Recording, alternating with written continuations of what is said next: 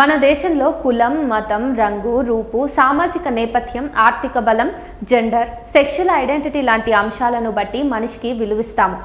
చిన్నప్పటి నుంచి మనలో చాలా మందికి మన బాడీ మీద, కులం మీద వేసే జోకులు చాలా కామన్.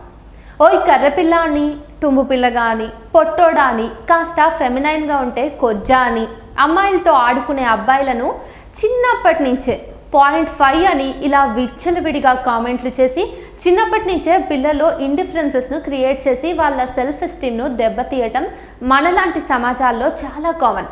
అయితే మనం ఒక వ్యక్తి మీద చేస్తున్న వెకిలి కామెంట్లకు పర్యవసానాలు ఎట్లా ఉంటాయనే స్పృహ మనకు ఉండుంటే బాగుంటుంది. ఎందుకంటే ఇలాంటి బుల్లీయింగ్ వల్ల ఎదుటి వ్యక్తి ఎదుర్కొనే మానసిక సంఘర్షణను మనం ఊహించలేం. జీవితాల్ని చిన్నాభిన్నం చేసినా ఆశ్చర్యం లేదు ఇలాంటి కామెంట్లు. మీకు ఇలా కాదు కానీ ఒక రాడ్ ఎగ్జాంపుల్ చెప్తా వినండి.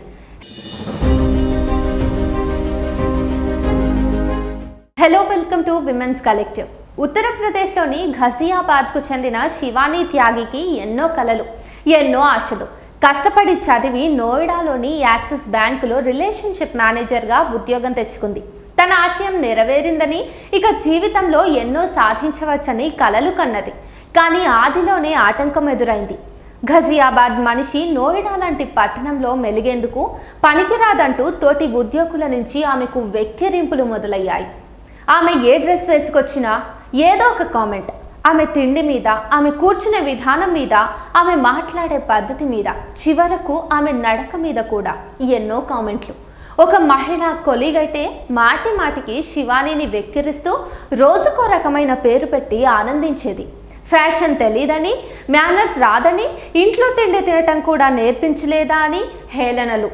మొత్తం 5 కలిసి రోజు శివానీకి తమ మాటలతోనే నరకం చూపించేవారు. 6 నెలలు ఆ బాధలన్నీ భరించింది శివానీ. ఏ రోజు ఈ విషయాలు తన ఇంట్లో చెప్పలేదు. చెప్తే బాధపడతారు లేదా ఉద్యోగం వదిలేమంటారు. రెండూ ఆమెకు ఇష్టం లేదు. అందుకే మనసులో బాధపడుతూ రోజు ఆఫీసుకు వెళ్తూ ఉండేది. దీని గురించి పై వాళ్లకు మెయిల్స్ పెట్టింది. ఉద్యోగం మానేస్తానని కూడా చెప్పింది. వాళ్ళు ఏదో ఒక సాకు చెప్పేవారు. ఓదార్పు మాటలు చెప్పి ఆమెను ఊరడించేవారు. ఒకరోజు ఆ మహిళా కొలీగ్ శివానీపై భౌతికంగా దాడి చేసింది. తనను రెచ్చగొట్టింది. ఎవరైనా ఎన్నాలని ఓర్చుకుంటారు? శివానీ ఎదురు తిరిగి ఆమెను చెంపదెబ్బ కొట్టింది. అంతే, శివానీ కావాలనే తనను కొట్టిందని అంటూ ఆ కొలీగ్ పై వారికి ఫిర్యాదు చేసింది. శివానీ ఎన్ని చెప్పినా వారు వినలేదు. ఆమెకు టర్మినేషన్ లెటర్ కూడా ఇచ్చారు. ఇన్నాళ్ల బాధను ఎలాగో అనుభవించింది. వాళ్ళ వేధింపులు పంటి బిగువన తట్టుకుంది. కానీ ఈ విషయాన్ని తట్టుకోవటం ఆమె వల్ల కాలేదు. తన తప్పు లేకపోయినా తనపై నింద మోపడం ఆమెకు కష్టంగా తోచింది. బాధ. ఏం చేయాలి? పోయిన శుక్రవారం తన ఇంటికొచ్చింది. ముభావంగా ఉన్న తనను చూసి ఏదో జరిగిందని ఇంట్లో వాళ్ళు భావించారు. ఏమైందని అడిగినా తానేమీ చెప్పలేదు. తన రూమ్లో ఉరేసుకుని ఆత్మహత్య చేసుకుంది. ఆత్మహత్యకు ముందు తన బాధ అంతా లెటర్ రూపంలో రాసింది. తనను ఏడిపించిన 5 పేర్లు పేర్కొంది. తనలాగే మరెవరూ ఇబ్బంది పడకూడదని చెప్పింది. తన బాధను ఒక్కరైనా అర్థం చేసుకుని ఉంటే తాను బతికేదానని వివరించింది.